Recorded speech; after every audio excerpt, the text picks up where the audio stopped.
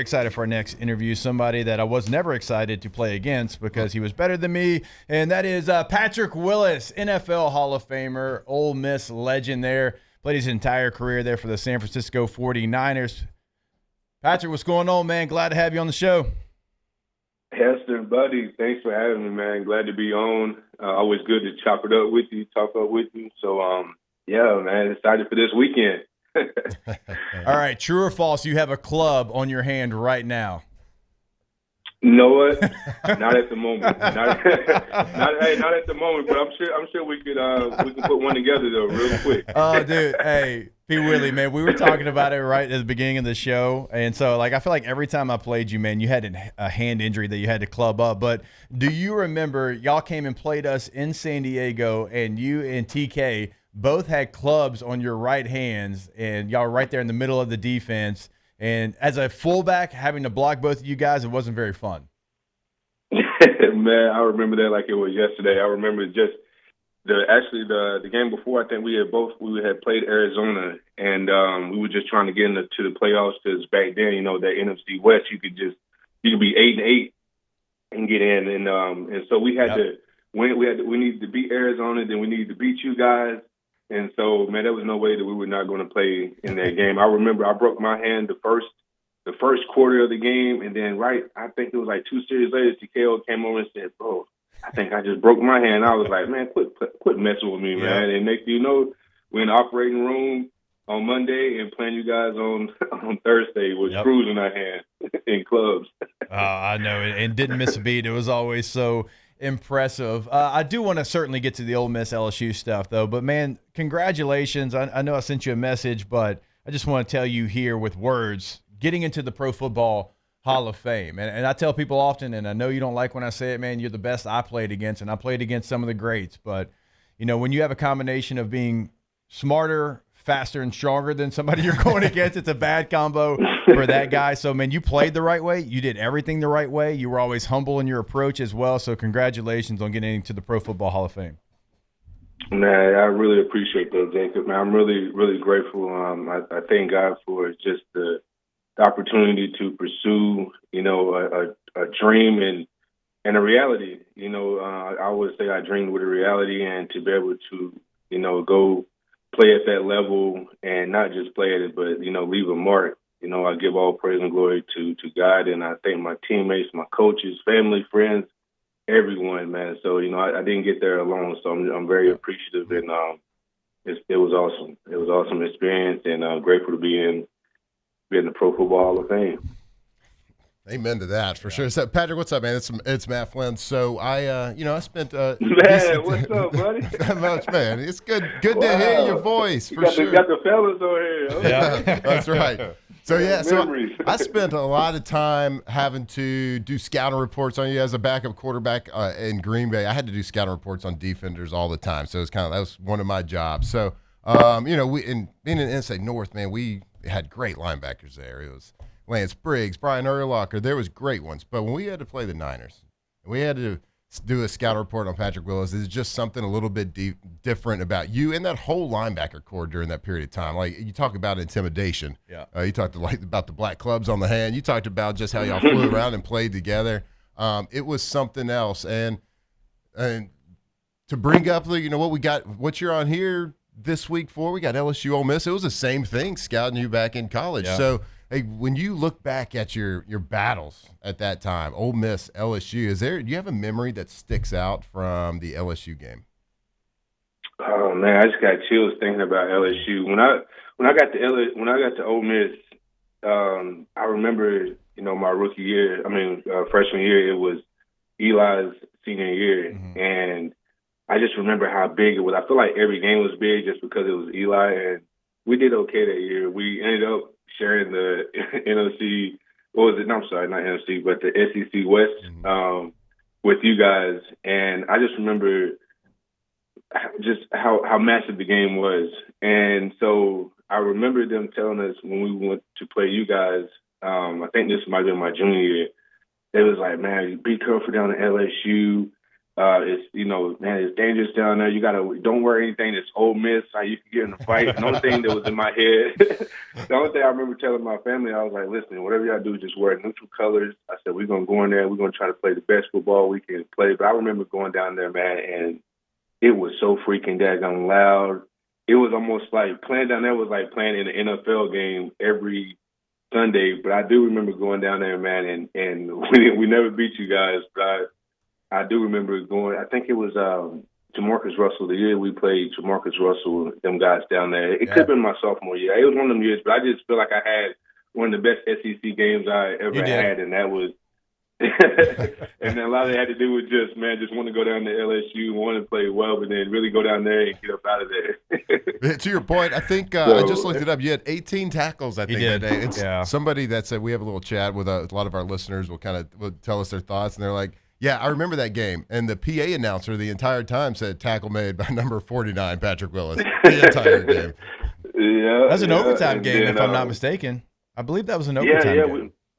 We went down to the wire with you guys, and then another one real quick was, do you remember when we played you guys? I think that was the last year that I played you guys down there. It could have been my senior year, and Orgeron was our head coach, and we was the visiting teams, obviously, and we were supposed to run out. And I remember Coach Steen said, not Coach Steen, I remember Coach Orgeron saying, forget those guys. We're going to run out when they run out. And I remember thinking to myself, I was like, Coach, I don't think we can do that, man. You're gonna make them mad. They already have all the top guys over there, and you're gonna piss them off even more. And I was always one of those type of people that, man, don't make nobody no more mad than they already have to be to play. And we ran out, and soon we waited, and all of a sudden, as soon as they called you guys, we ran at the same time, and the crowd was like, boo, yeah, boo. And I was like, oh, I don't know what to do. Crap, man. So, yeah, it was some great memories going against LSU in different forms. Yeah, I remember one, and I've told Patrick the story in person before. I knew he was different when we were running stretch to the left, and Patrick was lined up outside on the right side of the defense. And I remember getting the stretch, and I had a little bit of a gap, and I put my foot in the ground, and 49 met me in the hole, and I'm like, wait a minute, he was on the complete opposite side of where the play was going. Like, supposed to be there. Where, how, what? Wait a minute, I don't understand. And that's the night, Patrick, you had 18 tackles. So you knew exactly what was going on. D-ball, go get ball. Hey, you also had a play on the goal line against LSU in Oxford that every time I see a highlight tape of you is on there because you did body slam one of our guys on the goal line there. I'm sure that's a play that you get asked about a lot.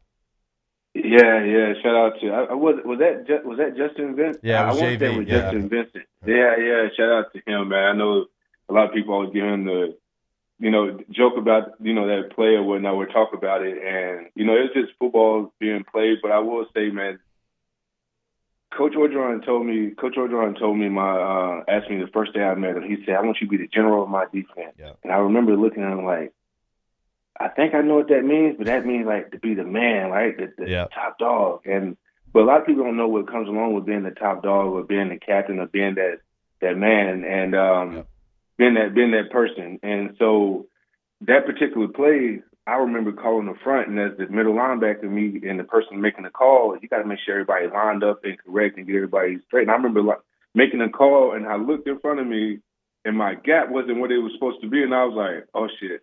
I was like, oh crap. I said, oh crap. And the only thing in my head was I could hear Orgeron, you are the general of my defense, and I'm the type of person too as a leader. Whatever happens, whatever goes on that field, like good, bad, or indifferent, it's on me. Yep. And so the only thing in my mind was I gotta make this right.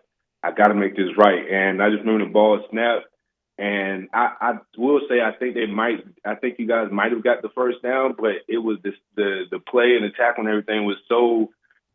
It was so like, man, it was nice. It was nice. It was the kind of stuff that you always wish you could do. You saw people do it on TV and stuff growing up, but yeah, it was just a heck of a play. But I had to make that play right because we lined up wrong and it was on me. And so, that was it. Now, Patrick, and we're catching up with Patrick Willis here on OTB. LSU-Ole Miss is this weekend. I want to ask you just about the Ole Miss program and where they're at and what Lane Kiffin has done for the program. I mean, it's double-digit wins now every single season, and he's getting them to win totals that they've never seen before in program history. And every single year now, y'all are in the conversation. You're in the conversation to make a run and maybe get into the college football playoff, certainly since it's expanded to 12 teams. Like for you and for like when you played at Ole Miss, and you're right, like y'all had some really good moments when you first got there and Eli Manning and you're playing for the division, but like to see them where they're at now, like as a former Ole Miss Rebel, like what does that mean to you? Yeah, man. It brings a smile to my face. And like you said, there was a time when, I remember my time that we didn't win a whole lot of games, and so I just remember seeing them over the years. I remember they had Dexter McCluster that year. They had him, and they started winning some games, and it was cool because you get around your teammates, and on Saturdays we have practice, and everybody talking about who's going to be playing who, and you never really could just be proud to say like, I'm proud because I went to Ole Miss, but you didn't know if he was going to win those big games or the games you should win. And so to see them now, man, being considered like one of the top programs in football is truly amazing. And so shout out to Lane Kiffin and his coaching staff and just the whole Ole Miss family. I know now when I go back, I don't get to get back to a whole lot of games. I try to get back to at least one or two year if I can, but man, I tell you what, the atmosphere is like no other. I will say I don't know if it's the same kind of SEC feel like it used to be back in the day because of the whole NIL and everybody just in and out. But man, he's doing a tremendous job there, and it's exciting to see. Patrick, so I know you'll have this great in-state rivalry. So the Egg Bowl, like it's everything that's great about college football, but LSU-Ole Miss, I mean, this is a historical rival. Now, in the SEC world, it's a little bit different because there's so many good teams you play every year. So there's everybody's got beef with everybody, right? But there's something a little bit different about this LSU. So is the LSU game, does it come close to the emotional feel to the fans, to the players, to the coaches as like the Ole Miss Mississippi State game? Man, that's a great question. I don't know if that's a heck of a question. I'm not from Mississippi nor LSU, but I know a lot of people come from those states and go to school at Ole Miss and have a lot of family, whether it's players or just students. And I don't know, man, it's something about LSU, the program itself. And for so many years, LSU being just, I guess LSU and, I would say talent-wise, a lot of people, the top stars and stuff, they usually would pick LSU over Ole Miss. And so every time we play, it's almost like, man, we like the little brothers. But now I really feel like, man, I'm excited. I'm excited to see them play because I'm like, it's going. One, they always play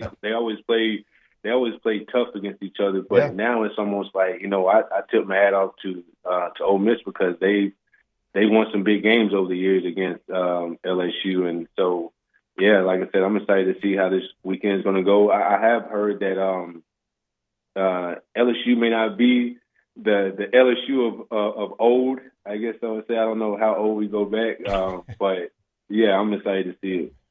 All right, so I'm going to ask you this before we let you go, and Patrick, can't thank you enough for your time. Now, I know if I asked you who's going to win the game, obviously you would pick Ole Miss. I would hope you'd pick Ole Miss, and so I'm not going to ask you that. I'm going to ask you this question about the game. Is it going to be like a couple of years ago in Oxford where it was a shootout? It was the last team that had the ball. It was like both teams scored in the 40s, or is it going to be more of an old-school throwback SEC game? LSU's defense has been really good this year, and you can see it being maybe like 17-14. Which game do you think we're going to see in Oxford? Man, that's a great question. I guess then it would come down to defenses because I feel like, man, Lane, his offense be putting up points. Somehow they get points on the board. And so, yeah, I think it's going to come down to Coach Golden, his defensive scheme. I know they have a heck of a linebacker in Surtain, but, that's just one guy, and so I feel like they come out and they have a good defensive game. And the way that offense, has been clicking with, I like both quarterbacks. I'm gonna go. I'm gonna air. Man, it is college football, man. They just scoring like crazy. 70 points and stuff. Yeah. Like I'm like, shucks, like It's unpredictable. Let's go 14. Let's go one of those. Let's go the low score. Okay, The low scoring I game. can get behind Defensive that. guy wants a defensive I know. game, of course. Running back wants a defensive game too. That means we're getting to tote the rock a little bit. Yeah. I don't know why. I just feel like this year, man, the whole football world is a defensive game for some reason. Yeah. So I'm gonna go with it's gonna be a low scoring game. Ole Miss on top, of course. Yeah, look at it. If you didn't pick Ole Miss, I think something was wrong. All right, there he is, Patrick Willis, man. Patrick, we can't thank you enough. I mean, you're out there on the West Coast, so you woke up early with us this morning, so we appreciate it. It was a pleasure sharing the field with you every time. It's a pleasure sharing the airwaves as well, so we appreciate it. We'll have to do this again soon. Hey, man, thank you guys, Hester and Flynn, and howdy toddy. Let's go, man. Thank you, Patrick. Yeah.